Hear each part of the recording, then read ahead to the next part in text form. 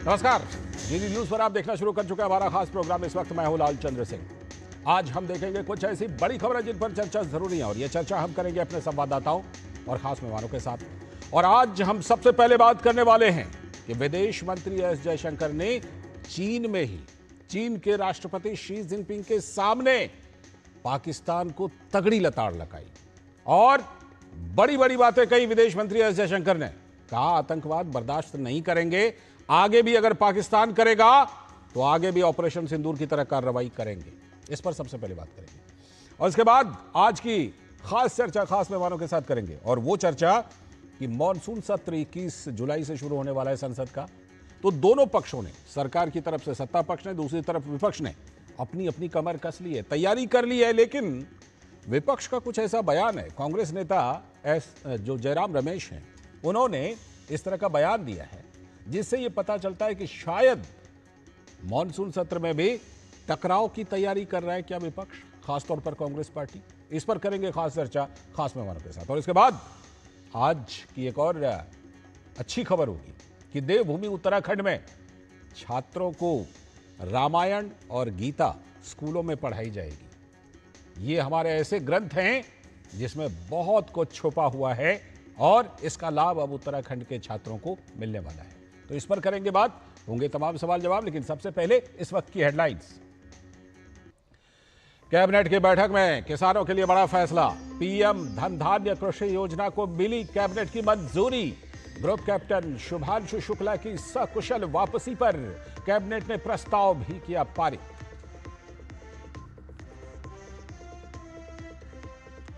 इक्कीस जुलाई से शुरू हो रहा है संसद का मॉनसून सत्र। 20 जुलाई को सरकार ने बुलाई सर्वदलीय बैठक।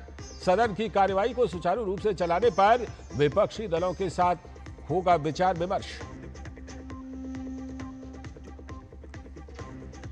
Chief of defence staff general Anil Chauhan ने ऑपरेशन सिंदूर पर जताया गर्व। कहा, पाकिस्तानी ड्रोन और गोला बारूद से भारत को नहीं पहुंचा कोई नुकसान। भारत की काउंटर ड्रोन तकनीक ने दिया मुंह तोड़ जवाब। विदेश मंत्री के चीन दौरे पर राहुल गांधी के फिर बिगड़े बोल। भाजपा ने साधा निशाना। कहा, डॉक्टर एस जयशंकर ने चीन की धरती से ही आतंकवाद पर कर दिया प्रहार। लेकिन राहुल गांधी के चीन प्रेम पर उठाए सवाल। दिल्ली में अवैध घुसपैठियों के खिलाफ मुहिम जारी। दक्षिणी पश्चिमी जिला की ऑपरेशन सेल टीम ने 5 बांग्लादेशी नागरिकों को किया गिरफ्तार। वापस भेजने की प्रक्रिया शुरू।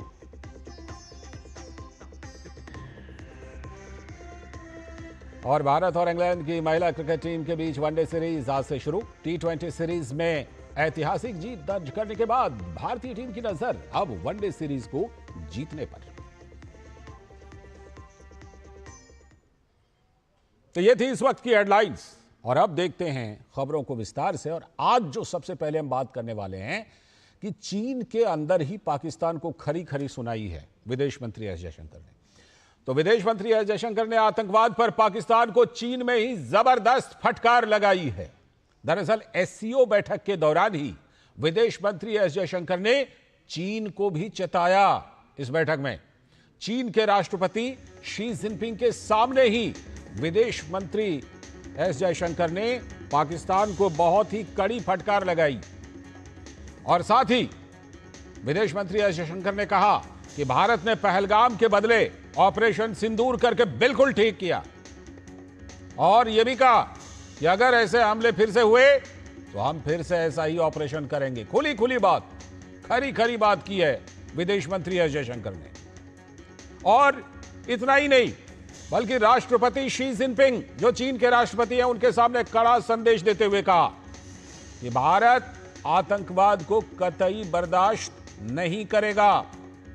भारत आतंकियों के खिलाफ कठोर कार्रवाई करेगा। एस जयशंकर ने खुलकर यह बात कही। और इतना ही नहीं, पाक की मदद करने पर चीन को भी अपने ही अंदाज में एस जयशंकर ने चेतावनी भी दे दी। और असर क्या हुआ कि भारत की इस लताड़ के बाद पाकिस्तान के सुर बदले बदले से दिख रहे हैं। तो विदेश मंत्री डॉक्टर एस जयशंकर ने ये जो एससीओ बैठक है इसमें कहा कि हमारा प्रयास दोनों देशों के रिश्तों को मजबूत करेगा। बात भारत और चीन के रिश्ते की कर रहे थे। India supports a successful Chinese presidency of the ASEAN. Bilateral relationship, as you have noted, has been steadily improving since the meeting of Prime Minister Modi and President Xi Jinping in Kazan last October. I'm confident that my discussions on this visit will maintain that positive trajectory. We have marked, Excellency, the 75th anniversary of the establishment of our diplomatic relations. The resumption of the Kailash Mansarovar Yatra is also widely appreciated in India. Continued normalization of our ties can produce mutually beneficial outcomes. और इधर भाजपा के नेता तरुण चुग ने कहा कि विदेश मंत्री ने एससीओ के मंच पर पहलगाम की चर्चा की, जबकि राहुल गांधी विदेश नीति को कमतर आंक कर बताते रहते हैं। विदेश मंत्री श्री जयशंकर जी ने एससीओ के मंच से पहलगाम के आतंकी हमले की चर्चा की है, भारत के आतंक के समूल नाश पर चर्चा की है। राहुल गांधी जी खुद तो आप चीन के राजदूत से छुप छुप कर मुलाकातें करते हैं, चीन से गुप्त एमओयू साइन करते हैं, चाइना से पैसा लेते हैं, वही अब आप हमें विदेश नीति पर भाषण भी दे रहे हैं।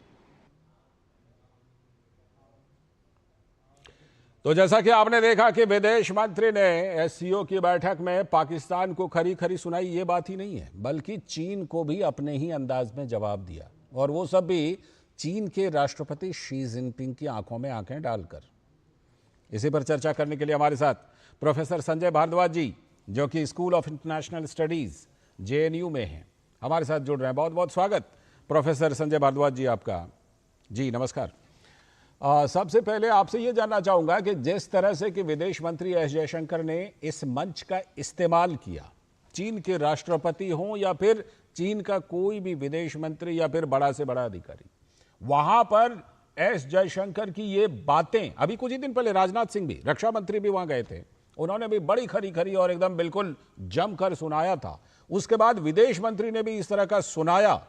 इससे बिल्कुल साफ हो गया कि द्विपक्षीय संबंध एक तरफ, और जब बात आतंकवाद को आएगी, आतंकवाद को स्पॉन्सर करने वाले पाकिस्तान की आएगी, आतंकवाद के स्पॉन्सर पाकिस्तान को सपोर्ट करने में चीन की भूमिका की आएगी, तो भारत अपनी बात कहने से और आगे जो कुछ करना होगा उसको करने से चूकेगा नहीं।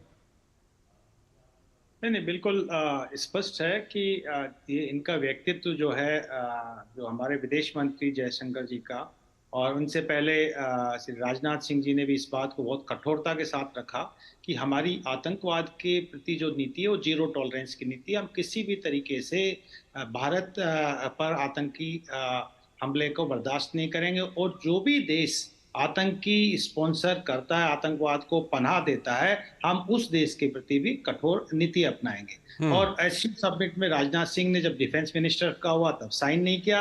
अभी जिस तरीके से एस जयशंकर जी ने इस बात को बहुत कठोरता के साथ रखा कि जो 3 ईवल्स हैं, जिसमें उन्होंने आतंकवाद की बात की, जो एक्सट्रीमिज्म की बात की और सेपरेटिज्म की बात की, ये तीनों ईवल्स को हम पूरा कठोरता के साथ, हमारी जो नीति है कि डिटरेंस बाय पनिशमेंट, यानी कि या तो ये पड़ोसी देश सुधर जाएं, आतंकवाद को स्पॉन्सर करना बंद करें, उनको पनाह देना बंद करें, नहीं हम उनको पनिश करेंगे। और हमने जिस तरीके से सिंदूर में इनको पनिश किया है, सिंदूर ऑपरेशन के माध्यम से हमने पनिश किया है, उसी तरीके से अगर आगे कोई भी गतिविधि होती है, कोई भी कार्रवाई होती है, तो हम उसको स्ट्रांगली आपने जो अपनी मिलिट्रीली एक्शंस के कोहर्सिव मीन्स के माध्यम से हम उसको दबाने का, उसको खत्म करने का प्रयास करेंगे। और साथ ही साथ पॉजिटिव इंडिकेशंस भी दिए डॉक्टर एस जयशंकर ने कि हम चाहते हैं कि संबंध भी मजबूत हो। हम चाहते हैं कि जो राजनीतिक अस्थिरता आज दुनिया में आ रही है, उस राजनीतिक अस्थिरता को भी संज्ञान में लेते हुए हम सब जो एससीओ के देश है उस पर सकारात्मक भूमिका लाके एक राजनीतिक स्थायित्व की तरफ बात करें, और एक अल्टरनेटिव जो डिस्कोर्स है, जो वेस्ट के खिलाफ ये कहिए कि एक जो एक ग्लोबल साउथ का एक डिस्कोर्स है, या आप ये कहिए कि एक जो बाइपोलर वर्ल्ड का क्रिएट हो रहा है, उसमें एससीओ एक इंस्टीट्यूशन के रूप में मजबूती से आ गया। लेकिन इसमें आतंकवाद और पहलगाम जैसी गतिविधियों को हमको कठोरता से लेना पड़ेगा और इसमें आतंकी समर्थित जो देश हैं उनको इस बात के लिए एग्री करना पड़ेगा कि हमको सबकी सोवरेनिटी और टेरिटोरियल इंटेग्रिटी को रेस्पेक्ट करना चाहिए, हमको यूएन चार्टर में विश्वास करना चाहिए। और ये बात भी उन्होंने रखी कि जिस तरीके से यूएन सिक्योरिटी काउंसिल में आतंकवाद के खिलाफ एक कठोर ज्ञापन संज्ञान लिया है और एक रिजोल्यूशन पास किया है, उसी तरीके से एससीओ भी आतंकवाद के मुद्दे पर कठोर से कठोर कदम उठाए। एक बात और उन्होंने कही जो बहुत इंपॉर्टेंट बात थी कि देखिए हम विकास और एससीओ के देशों से जुड़ना चाहते हैं, लेकिन आतंकवाद हुआ एक विषय और दूसरा पाकिस्तान का जियोपॉलिटिक्स है, वो इसमें बाधा बना हुआ है। जैसे कि उन्होंने international north south transport corridor की बात कही कि हम central Asian countries, Afghanistan, Iran और रशिया के साथ जुड़ना चाहते हैं, लेकिन आतंकवाद जैसा देश पाकिस्तान इसमें बाधा बनता है और एक तरीके से जो कॉरिडोर कनेक्टिविटी की बात है उसको आगे नहीं बढ़ने देता। ठीक है, मैं इसमें जो बात आप कह रहे हैं उसको थोड़ा और आगे बढ़ाता हूं। जो विदेश मंत्री एस जयशंकर ने बात कही, जाहिर सी बात, देखिए पाकिस्तान को क्या ही पैगाम देना, पाकिस्तान को तो इतनी बार पैगाम दिया जा चुका है, लेकिन इसमें पैगाम जो विदेश मंत्री ने दिया है वो चीन के लिए दिया है। और कि जिस तरह से एशिया पैसिफिक रीजन जो है, ये जो पूरा एशिया पैसिफिक क्षेत्र है, इस क्षेत्र में चाहे चीन रहे या भारत रहे, दोनों देश तरक्की के मामले में उनकी प्राथमिकता है, लेकिन इसमें आपसी सहयोग करके आगे बढ़ना है या फिर पाकिस्तान जैसे देशों को साथ लेकर के इस प्रक्रिया को धीमा करना है या डीरेल करना है। यह कहीं ना कहीं विदेश मंत्री ने खुल करके रख दिया कि चीन को चाहिए कि भारत और चीन मिलकर के आगे बढ़े और पाकिस्तान या फिर उसके जैसे जो देश हैं उनके साथ वक्त बर्बाद ना करें।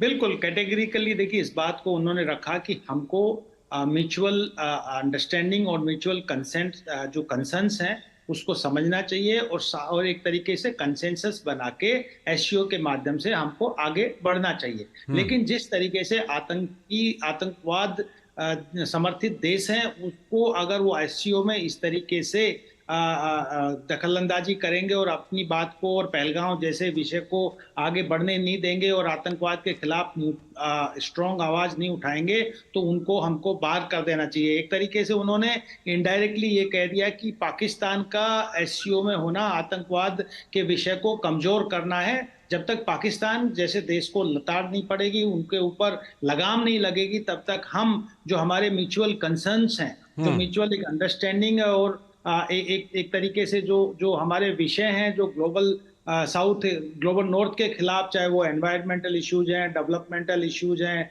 ट्रेड की बात है या बाकी जो भी विषय हैं, उनको हम स्ट्रांगली उसको परस्यू नहीं कर पाएंगे। एक बात और, जहां पर आपने एशिया पैसिफिक की बात कही, तो ये बात भारत बार बार कहता है कि हम किसी खास खेमे से जुड़े हुए नहीं है और हम किसी खास कंट्री या किसी एक ब्लॉक के खिलाफ नहीं खड़े हुए हैं। अगर एशिया पैसिफिक और इंडो पैसिफिक में भी भारत हमेशा से क्वाड के माध्यम से बात करने का प्रयास करता है कि उसमें नॉन ट्रेडिशनल सिक्योरिटी इशू, चाहे वो एनवायरमेंटल हो या डिजिटल सिक्योरिटी हो या या हेल्थ का सेक्टर हो या कोई भी सेक्टर हो, इसमें आपसी सहयोग के माध्यम से आगे बढ़ा जाए। और ये बात मान के चलिए कि बहुत बड़ा एक एक बहुत बड़ा ट्रूस है भारत और चीन के संबंधों में कि 2020 के बाद से, जब से गलवान इशू हुआ, उसके बाद से विदेश मंत्री जी की पहली विजिट है और ये भी बात सोचा जा रहा है कि जो अगली एससीओ की मीटिंग होगी अपेक्स लेवल पे, उसमें प्रधानमंत्री नरेंद्र मोदी जी विचार कर सकते हैं कि अगर चीन आतंकवादी जैसी समस्या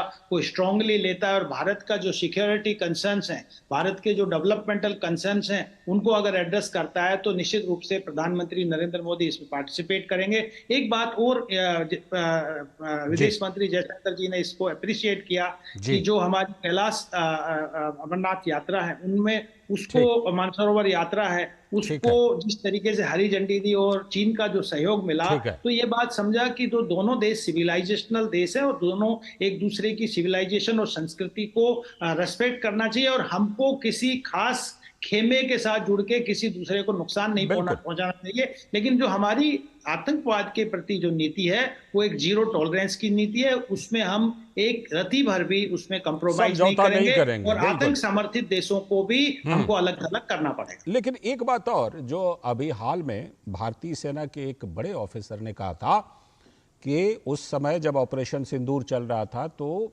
चीन जो है वो लाइव इनपुट दे रहा था। ऐसे में विदेश मंत्री का ये बयान कि आगे भी ऑपरेशन सिंदूर जैसी कार्रवाई करेंगे, किसी भी कीमत पर आतंकवाद को बर्दाश्त नहीं करेंगे, ये पाकिस्तान से ज्यादा चीन को मैसेज था कि कम से कम भारत इस मामले में बिल्कुल क्लियर है, किसी तरह का कोई डायलेमा अब भारत की पॉलिसी में नहीं है, इसलिए चीन अब अपना स्टैंड क्लियर करे, अपने स्टैंड को तय करे। देखिए, एक बात साफ साफ है कि चीन और पाकिस्तान की जो गठजोड़ है, जो कहते हैं कि most allied allied all weather friend, ये बात जग जाहिर है कि चाहे वो न्यूक्लियर पॉलिसी हो, चाहे वो आतंकवाद या यूएन में ब्लैक लिस्ट करने की बात हो आतंकवादियों को, चीन ने उसको प्रत्यक्ष या परोक्ष रूप से सहयोग किया है। लेकिन ये बात चीन जानता है कि भारत अब खाली एक सॉफ्ट पावर नहीं रहा है, एक सांस्कृतिक पावर है, दुनिया मानती है, लेकिन भारत अब हार्ड पावर के रूप में भी इन आतंकी देशों से निपटना जानता है। पहले हमने बालाकोट स्ट्राइक किया, अब हमने सिंदूर ऑपरेशन किया, और ये सिंदूर ऑपरेशन, ये बात साफ साफ जयशंकर जी ने कह दिया कि ये अभी कंप्लीट नहीं, होल्ड पे है, ये इसको पॉज दिया गया है सिंदूर ऑपरेशन को। अगर पाकिस्तान अपनी हरकतों से बाज नहीं आता है और आतंकियों को इस तरीके की पनाह देता है और प्रमोट करता है, तो हमारा सिंदूर ऑपरेशन जो अभी ओपन है वो कभी भी दोबारा स्ट्राइक कर सकता है। और ये मैसेज ना केवल पाकिस्तान को, कि दुनिया के किसी भी देश को, कि हम एक हार्ड पावर, एक मिलिट्री पावर, और ये बात हमारे सेना से साफ साफ आई कि, और अजीत डोभाल जी ने भी ये बात साफ साफ कही कि हम अपने स्व निर्मित शस्त्रों से हमने ये लड़ाई लड़ी, हम किसी पे डिपेंडेंट नहीं है। जैसे कि पाकिस्तान कभी तुर्की से, कभी चाइना से, कभी किसी देश से शस्त्र अस्त्र की डिमांड करता है, भारत आत्मनिर्भर है और अपनी टेक्नोलॉजी और अपने शस्त्र के माध्यम से, यानी कि भारत अब जो आर्ग्यूमेंट करता है वो पावर का आर्ग्यूमेंट करता है। अब भारत इसमें कोई किसी तरीके का समझौता या टॉलरेंस नहीं करेगा। बिल्कुल, उधार के हथियार से कब तक कोई लड़ लेगा। और उससे बड़ी बात कि जब आपकी नीति को लेकर आप बिल्कुल क्लियर होते हैं ना, तो आप उसको कहीं भी बोल सकते हैं, अपने देश के अंदर बोल सकते हैं, चीन की धरती पर बोल सकते हैं, संयुक्त राष्ट्र में बोल सकते हैं, और भारत अब वही काम कर रहा है आतंकवाद को लेकर। बहुत बहुत शुक्रिया प्रोफेसर संजय भारद्वाज जी जोड़ने के लिए और विस्तार से चर्चा करने के लिए। अभी वक्त है ब्रेक का, और ब्रेक के बाद जब लौटेंगे तब खास मेहमानों के साथ आज की खास चर्चा होगी कि संसद का मॉनसून सत्र होना है, तो पक्ष और विपक्ष दोनों कमर कस रहा है, लेकिन कुछ बयान ऐसे आ रहे हैं जिससे यह लग रहा है कि क्या एक बार फिर से टकराहट करने की, टकराने की स्क्रिप्ट लिख रहा है क्या विपक्ष? करेंगे इस पर बात, अभी वक्त है ब्रेक का।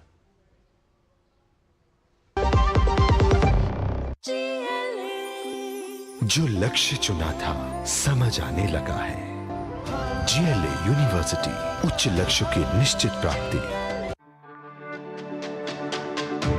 मेरी पसंद, मेरी पसंद, मेरी पसंद, मेरी पसंद, हमारी पसंद, हम सबकी पसंद। मजबूत देश का मजबूत सरिया हो गया स्टील।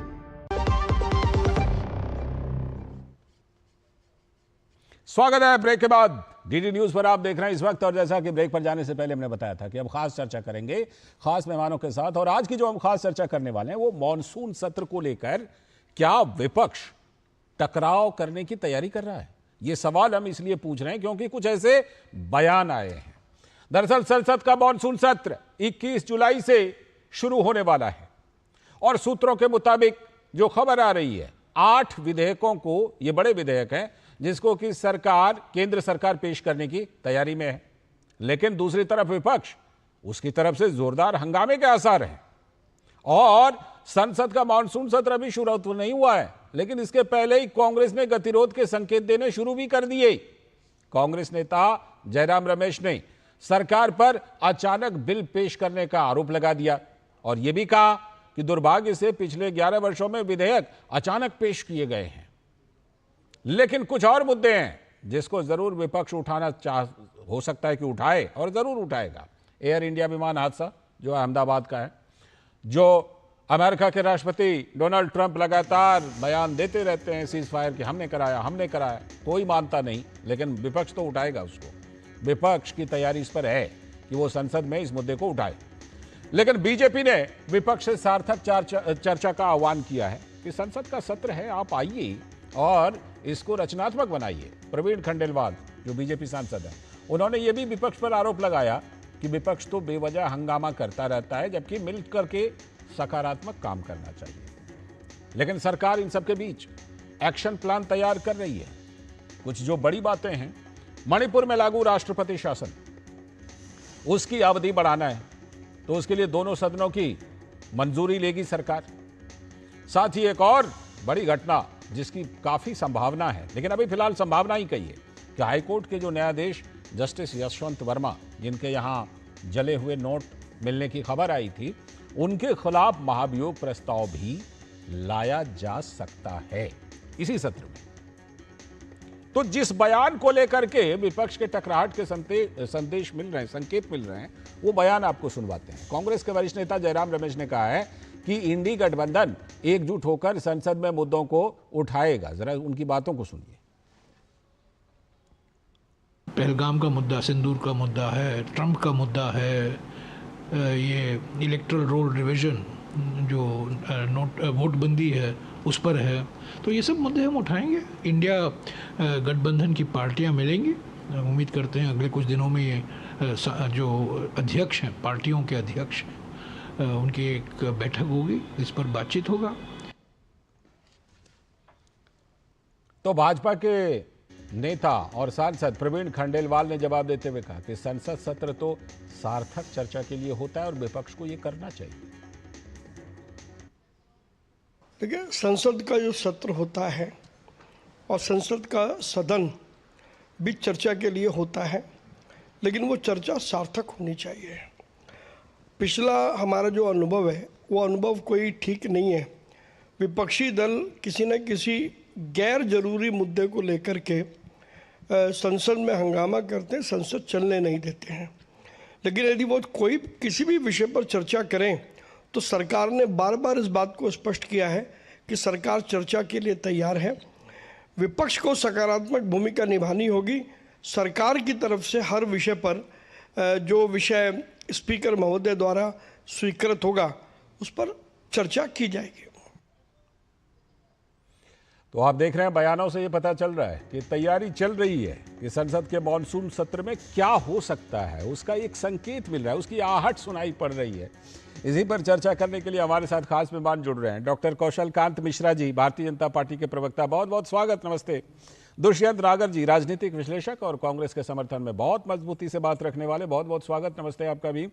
और अनंत विजय सर हैं, वरिष्ठ पत्रकार, हमारे साथ जुड़ चुके हैं। मैं उन्हीं से शुरुआत कर लेता हूं। अनंत विजय सर, क्या लग रहा है मॉनसून सत्र में? क्योंकि पिछले सत्र में तो हमने देखा था बहुत जबरदस्त हंगामा हुआ था। इस बार कुछ पीछे के मुद्दे भी घसीटे जाएंगे क्या? जैसे वक्फ बोर्ड का मुद्दा है, संसद से वो पारित हो गया, सुप्रीम कोर्ट में है, उसके बाद सड़क पर भी आ गया वो मुद्दा, तो क्या फिर से एक बार संसद में इसको ले जाया जाएगा?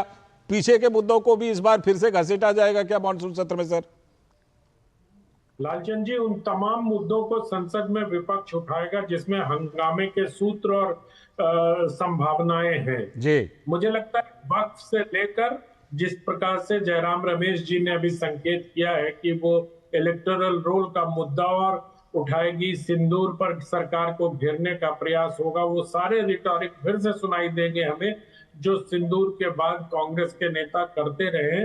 वो सारे रिटॉरिक हमें फिर से सुनाई देंगे, जिस पर ट्रंप ने 14 या 15 बार कह दिया कि उन्होंने मध्यस्थता कराएगी, सरकार से मांग होगी, ये सारी चीजें होंगी और सरकार अपने पूर्ववत स्टैंड पर लगी रहेगी कि हमने सारी चीजों की सफाई समय रहते दे दी थी। लिहाजा मुझे लगता है कि एक बार फिर से सरकार और विपक्ष के बीच तानातानी देखने को मिलेगी। लेकिन कई ऐसे मुद्दे होते हैं जिसमें विपक्ष बढ़ता हुआ भी नजर आता है। आपको याद दिलाऊं, पिछले संसद के पिछले सत्र में जब कांग्रेस पार्टी अडानी के खिलाफ विरोध प्रदर्शन कर रही थी तो अखिलेश यादव जी की पार्टी, जो तीसरी सबसे बड़ी पार्टी है लोकसभा में और INDIA गठबंधन की दूसरी बड़ी पार्टी है, वो अपने संसद के उस अंदर ही थी और उसने विरोध प्रदर्शन में हिस्सा नहीं लिया। इस कारण से, और जो जयराम रमेश जी ने एक बयान में और संकेत दिया है कि इस बार INDIA गठबंधन के सभी घटक दलों के साथ बैठकर रणनीति बनाई जाएगी। देखते हैं, INDIA गठबंधन तो अभी 10-10 किलोमीटर पर उनका स्टैंड अलग है। हरियाणा में अलग हो जाता है, दिल्ली में अलग हो जाता है, पंजाब में अलग हो जाता है, बिहार में, उत्तर प्रदेश में अलग हो जाता है, लोकसभा चुनाव में अलग होता है, राज्यसभा चुनाव में अलग होता है, विधानसभा में अलग होता है और स्थानीय निकाय में अलग होता है। तो ये एक बड़ा ही अच्छा, मतलब बड़ा ही चूचू का मुरब्बा टाइप गठबंधन है, जिसमें पता ही नहीं चलता कि गठबंधन कब ठीक हो जाता है, कब किसी समय राहुल गांधी जी अरविंद केजरीवाल जी को गले लगते हैं और अगले ही पर विधानसभा में एक दूसरे पर भ्रष्ट और भ्रष्टाचार होने का आरोप लगाते हैं। तो इन सब चीजों को देखते हुए जो इस विरोधाभास का ये गठबंधन है, इस पर सबकी नजर रहेगी। लेकिन हाँ, इतना तय है कि विपक्ष सरकार को घेरने का प्रयास करेगी। अच्छी बात है, सरकार को की आलोचना होनी चाहिए, स्वस्थ आलोचना होनी चाहिए, चर्चा होनी चाहिए, संसद का मंच इसीलिए। लेकिन शून्यकाल में हंगामा करना और हंगामे की बिना पर संसद के सत्र को स्थगित करवा ले जाना, शायद विपक्ष इसको अपनी सफलता मानता हो, लेकिन लोकतंत्र के लिए ये घातक है। बिल्कुल लोकतंत्र के लिए ये घातक है। और दुष्यंत नागर जी, क्या एक बार फिर से लोकतंत्र के लिए घातक इन सारी चीजों की तैयारी चल रही है क्या? और जैसा मैंने आनंद सर से पूछा था कि भाई संसद से कोई कानून, नमस्कार, संसद से कोई कानून पारित हुआ, सुप्रीम कोर्ट में है, सड़क पर भी उस पर कुछ कर लिया, अब दोबारा फिर संसद में कहीं उसको लेकर के तैयारी तो नहीं चल रही है विपक्ष की? एक राजनीतिक विश्लेषक के तौर पर आप क्या देख पा रहे हैं दुष्यंत नागर जी? सर, मैं राजनीतिक विश्लेषक के साथ में इंडिया अलायंस का समर्थक भी हूँ। जी, अच्छा, ठीक है। पहले तो आप बधाई ले लीजिए, बधाई ले लीजिए पूरी तरह से। जी, धन्यवाद।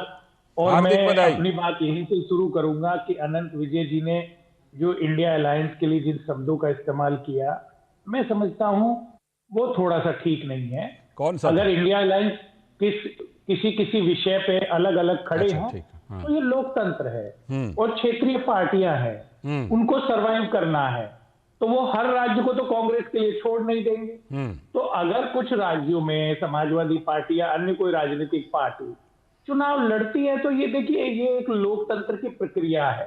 हम उसको चूचू का मुरब्बा कहें या कुछ कहें, मैं समझता हूं विपक्ष के इस अलायंस को अनंत विजय जी जैसे जो एक इतना अनुभवी पत्रकार हैं, उन्होंने देखा है इतना सब कुछ भारत की राजनीति में घटनाक्रम को, उन्हें तो इसको समर्थन करना चाहिए। रही आप इंडिया अलायंस की बात कर रहे हैं संसद के शस्त्र को लेकर, देखिए भारत में जो हमारी सरकार है उसके रक्षा मंत्रालय का स्टैंड क्या है?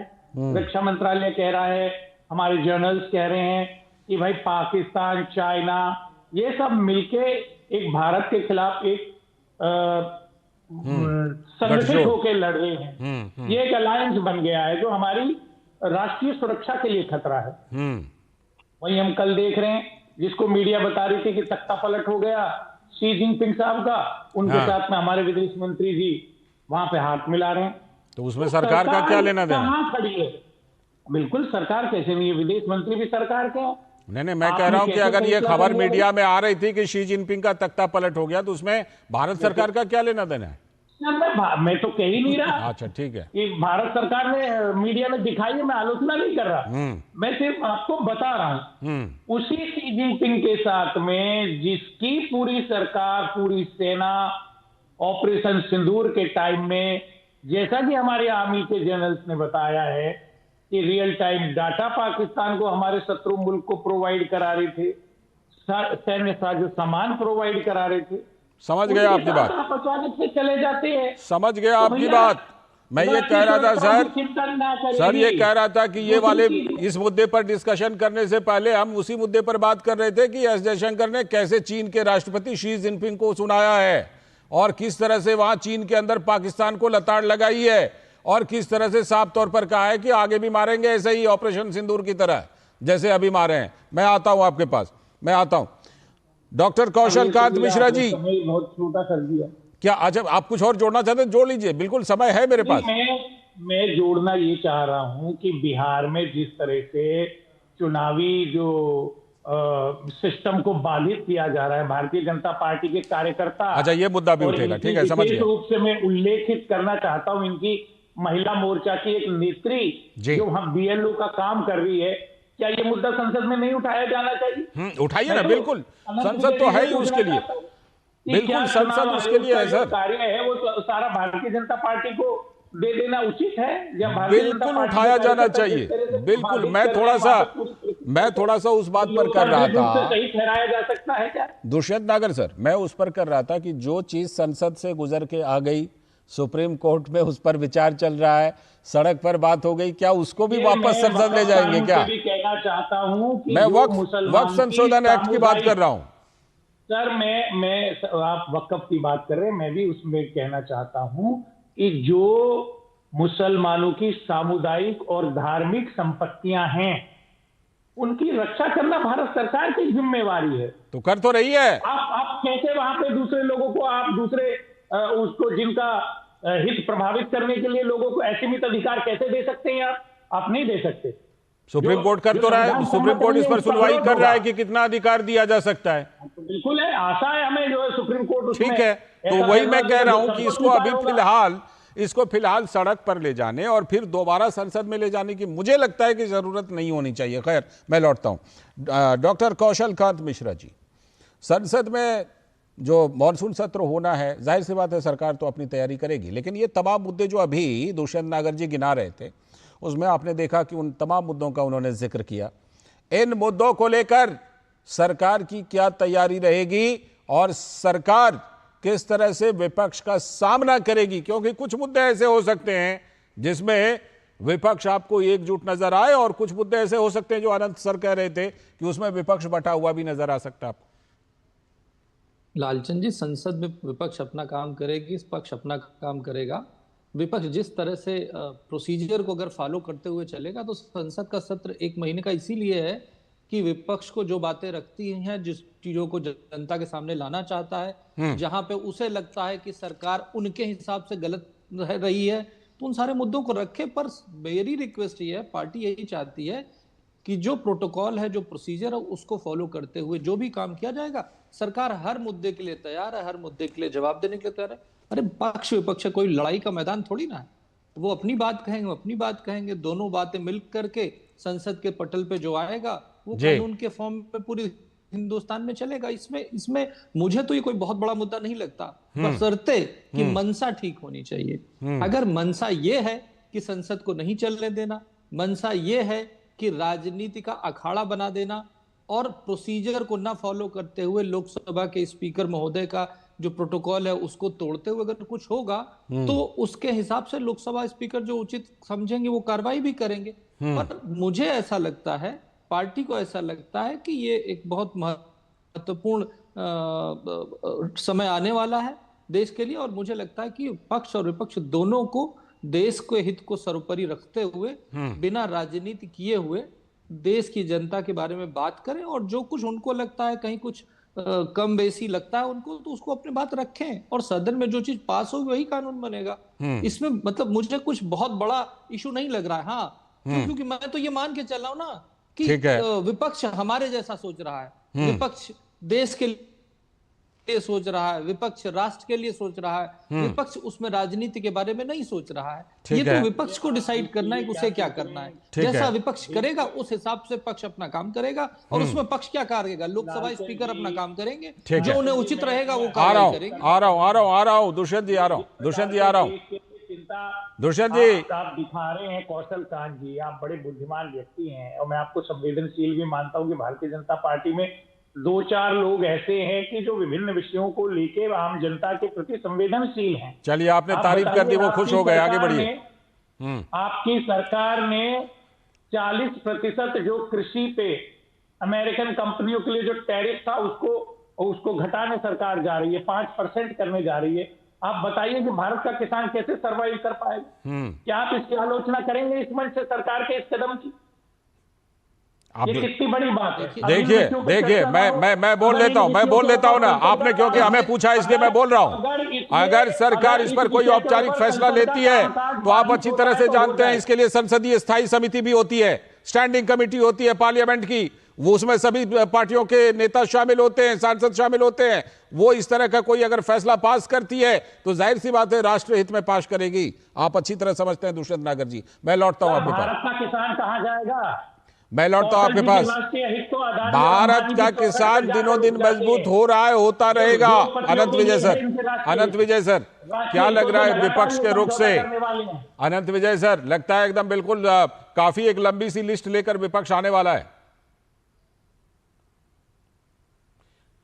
अनम्यूट कीजिएगा सर। लालचंद जी, दुष्यंत नागर जी बड़े पढ़े लिखे और संजीदा व्यक्ति हैं, लिहाजा पढ़े लिखे होने का एक फायदा भी उठाते हैं, उसका लाभ भी बहुत अच्छी तरीके से उठाते हैं और चीजों को इस परिप्रेक्ष्य में रख देते हैं कि लगता है वो सच है। जैसे अभी भारत के किसानों की इन्होंने चिंता जताई, किसानों की चिंता सबको है, मुझे लगता है सरकार को भी है, तभी सरकार ने उन 3 कानून को किसानों के प्रदर्शन के बाद वापस लिया था और स्वयं प्रधानमंत्री ने आके किसानों का कानून न सिर्फ वापस लिया बल्कि उनसे क्षमा याचना भी जी।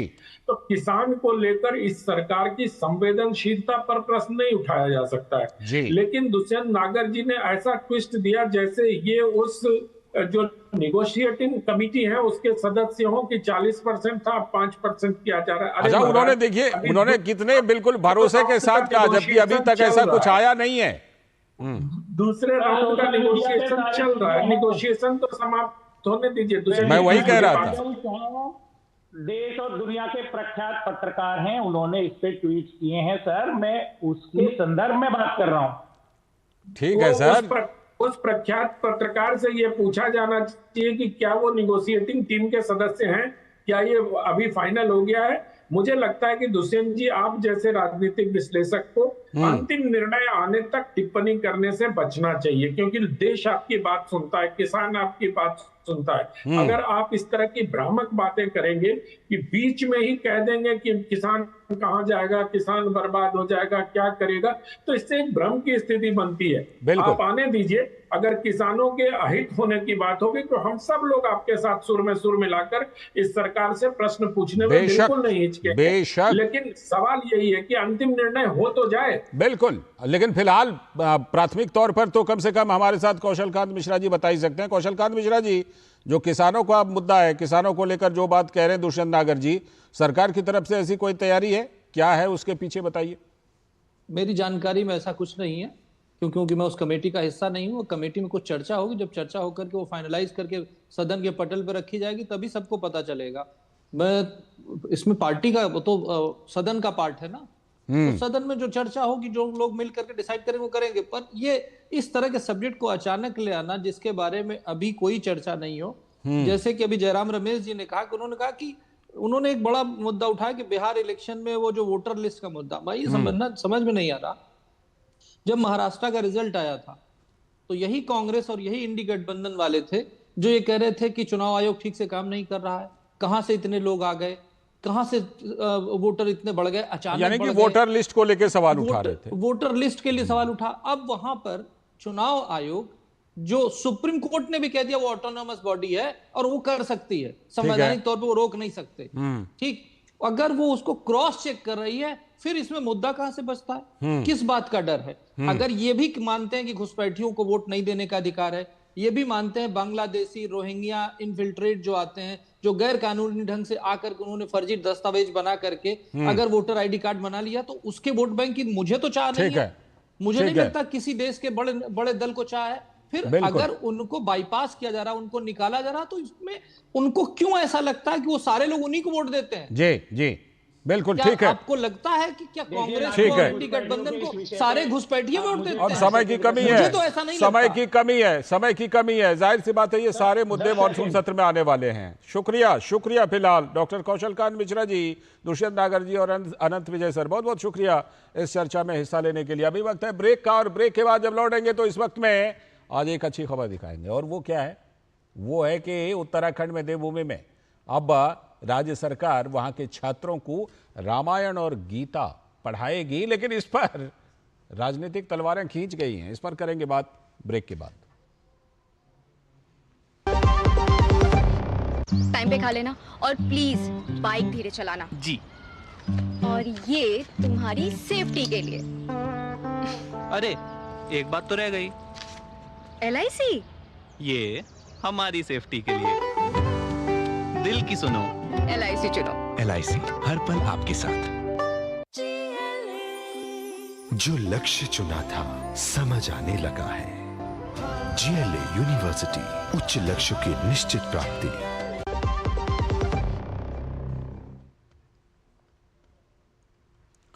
स्वागत है ब्रेक के बाद। आप देख रहे हैं DD न्यूज पर इस वक्त, और जैसा कि ब्रेक पर जाने से पहले हमने बताया कि अब बात करेंगे उत्तराखंड की, जहां पर कि राज्य की धामी सरकार ने एक फैसला लिया है जो विपक्ष कांग्रेस को खटक गया। दरअसल देवभूमि उत्तराखंड के सरकारी स्कूलों में गीता, श्रीमद् भगवद गीता और रामायण को पढ़ाने की तैयारी है। राज्य के शिक्षा मंत्री धन सिंह रावत ने NCERT से गीता और रामायण पढ़ाने का अनुरोध किया है और उन्होंने कहा कि धार्मिक ग्रंथों को सरकारी स्कूलों के सिलेबस में शामिल होना चाहिए, और मुख्यमंत्री के साथ बैठक में इस बात का फैसला लिया गया है। तो मुख्यमंत्री पुष्कर सिंह धामी ने कहा कि इससे देवभूमि के छात्रों को धर्म कर्म का ज्ञान होगा। नया सिलेबस लागू होने तक प्रार्थना सभा में श्रीमद् भगवद गीता और रामायण के श्लोकों का पाठ होगा। तो NCERT ने साइंस और अध्यात्म की किताब वीणा लॉन्च की, लेकिन इसको लेकर कांग्रेस ने विरोध जताया है। कांग्रेस के नेता हरीश रावत ने भाजपा की पहल को बताया सांप्रदायिक, कह दिया सांप्रदायिक है। कहा अच्छी बातें अन्य धर्मों में भी हैं। कांग्रेस ने नई शिक्षा नीति को भगवाकरण का प्रतीक बता दिया।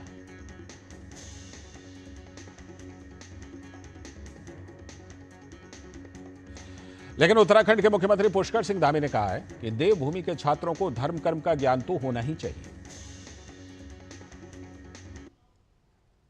हमने शिक्षा विभाग की समीक्षा बैठक में तय किया था कि सभी हमारे विद्यालयों में गीता पाठ कराया जाएगा, गीता का सभी को ज्ञान मिले, हमारे बच्चे जीवन में आगे बढ़े। इसकी अब शुरुआत हो गई है। ये देवभूमि है, देवभूमि में निश्चित रूप से कर्म धर्म सभी पर विशेष ध्यान होना चाहिए। हमारे बच्चों का भी उस दिशा में ज्ञान होना चाहिए, तो बच्चों को उस दिशा में प्रेरित किया जा रहा है।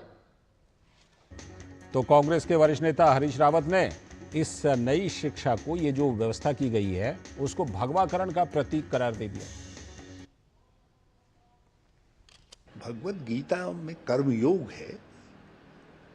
कर्मयोग की शिक्षा हमेशा उचित रहती है, और धर्म ग्रंथों में जिनमें भी जो अच्छी बातें हैं, जिनको आगे की पीढ़ी के लिए जो प्रेरक हो सकती हैं, उनको पाठ्यक्रमों में डालने और पढ़ाने में कोई हर्ज नहीं है। काम यदि भगवाकरण के एजेंडे को आगे बढ़ाने के दृष्टि से उनसे किए जा रहे हैं, तो उसका दुष्प्रभाव हमारी सारी शिक्षा प्रणाली पर पड़ेगा, क्योंकि जो नई शिक्षा नीति है वो भगवाकरण की प्रतीक बन गई है।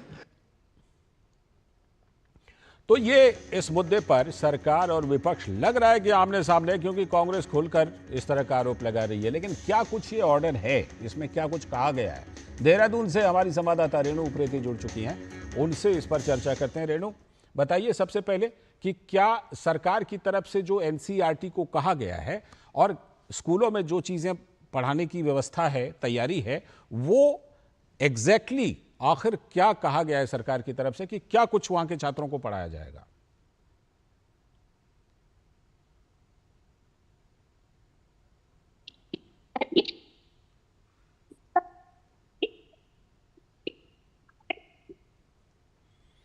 फिलहाल लगता है रेणु की आवाज हम तक नहीं आ रही है। रेणु की आवाज में कुछ दिक्कत है और आवाज संपर्क जो है वो कहीं ना कहीं टूट रहा है।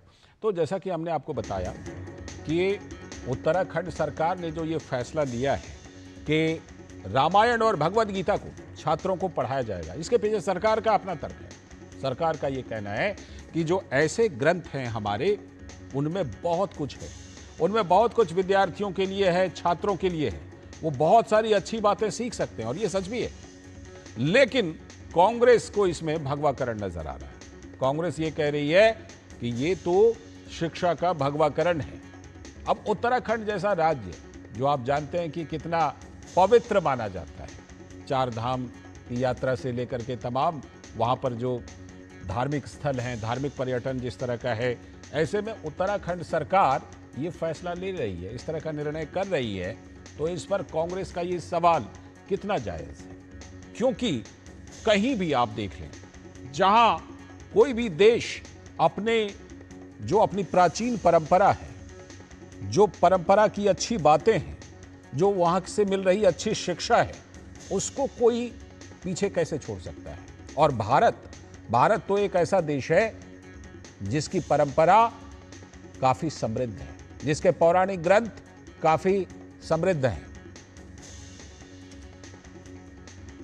तो ये धामी सरकार का ये फैसला है कि किस तरह से ये वहां पर जो छात्रों को रामायण और श्रीमद् भगवत गीता उसकी शिक्षा दी जाएगी। और इसमें सांप्रदायिकता को ढूंढना ये कहीं ना कहीं अपने आप में सवाल खड़ा करता है, और ये सवाल खड़ा करता है विपक्ष की मानसिकता पर, कांग्रेस की मानसिकता पर, कि आखिर कांग्रेस, अगर राजनीति के मैदान की ही बात कर लें तो आखिर कांग्रेस कहां खेल रही है, कांग्रेस क्या मुद्दा उठा रही है, क्या इस देश में अपने पौराणिक ग्रंथों के बारे में जानने और पढ़ने का अधिकार, या यूं कहिए कि आवश्यकता, क्या छात्रों को नहीं है? क्या यहां पर जो भारत के छात्र हैं, उत्तराखंड के छात्र हैं, उनको अपनी समृद्ध परंपरा से जोड़ने का काम नहीं होना चाहिए? प्रधानमंत्री नरेंद्र मोदी हमेशा विरासत के साथ विकास की बात करते हैं, तो विरासत को जानने का, समझने का तरीका कैसे हो सकता है? अगर एक विद्यार्थी में, एक छात्र में स्कूल के दिनों से ही ये चीजें डाली जाएं, उनको अपने विरासत से जोड़ा जाए, तो निश्चित तौर पर विरासत के साथ विकास का जो संकल्प है वो सिद्धि तक पहुंचेगा। और उत्तराखंड सरकार का जो ये प्रयास है उसको इसी दिशा में देखा जाना चाहिए, और इसके विरोध का तो कोई सवाल ही नहीं पैदा होता है, इसके विरोध का कोई तर्क नहीं है। क्योंकि क्या भारत अपनी समृद्ध परंपरा, अपने पौराणिक जड़ से अपने आप को काट कर आगे बढ़ेगा? कम से कम भारत का एक बहुत बड़ा वर्ग इसके लिए तैयार नहीं है। पहले अगर ऐसा कुछ हुआ है शिक्षा पाठ्यक्रमों में, तो अब का भारत कम से कम इसके लिए तैयार नहीं है। और इसी के लिए उत्तराखंड सरकार का यह फैसला है, जो कि निश्चित तौर पर अगर आप देखें तो एक सराहनीय फैसला कहा जा सकता है। तो फिलहाल आज के इस वक्त में इतना ही। पूरी टीम को दीजिए अनुमति, लेकिन डीडी न्यूज पर खबरों और कार्यक्रमों का सिलसिला लगातार जारी है। नमस्कार।